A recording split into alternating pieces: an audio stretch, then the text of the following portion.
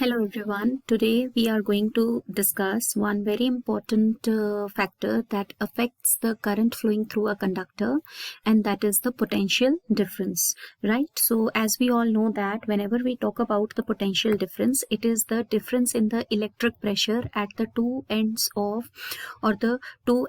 a current carrying conductor. So whenever we talk of potential difference, we should know that potential difference is generated by a cell or a battery in a circuit. So we have taken the battery or the cell over here, and now we are going to make a circuit. So this is the copper wire that we are taking. Now we will be connecting this copper wire to an electric bulb. The circuit should be closed and continuous, as the current can only flow if the circuit is closed and continuous. So we need to keep this in mind, and we will be finding out the current flowing through it.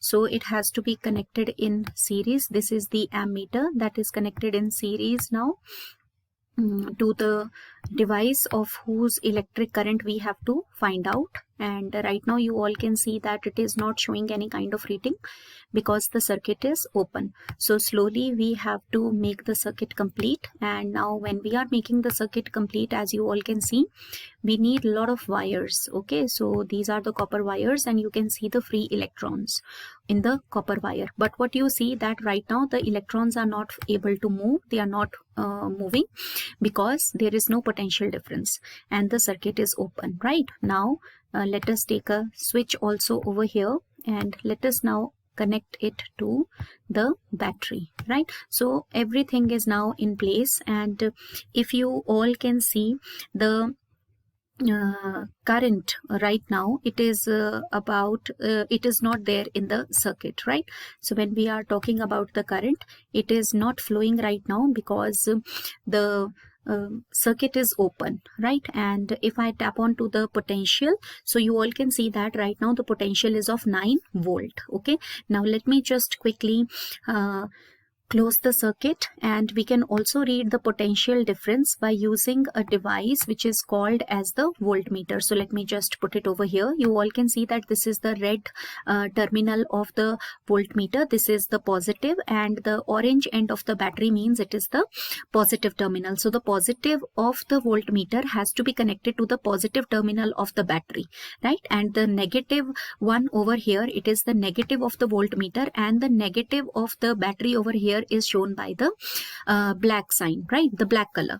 Now what if we change it? So right now you all can see that the potential is of 9 volt, but suppose we connect it opposite. The positive goes to the negative and the negative goes to the positive.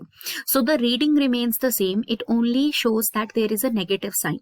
So this negative sign will tell us that the connections are made opposite. Okay, so we need to be very careful of it.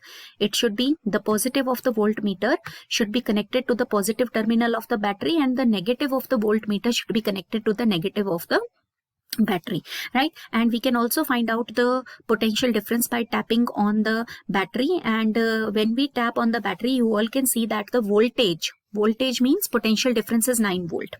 Now let us quickly close the circuit, and when we close the circuit, you all can see that the bulb is glowing. The brightness can be seen with the yellow color radiations that are coming out from the bulb, and the current in the ammeter is 0.9 ampere, right? So when the potential is of 9 volt, the current is 9 ampere.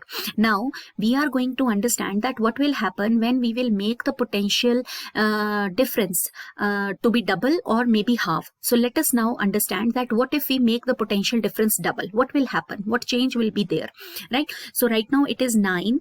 Let us all start increasing it, and when we start increasing it, we all can see one difference also, that the brightness of the bulb is increasing. Observe that the brightness is increasing, and now we have made it to be double, right? So it was 9 volt the first time, and now it is 18. So what do we see? That now we have made the potential difference double.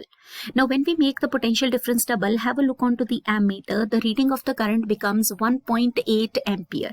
So what does it show? That the potential difference is directly proportional to the current.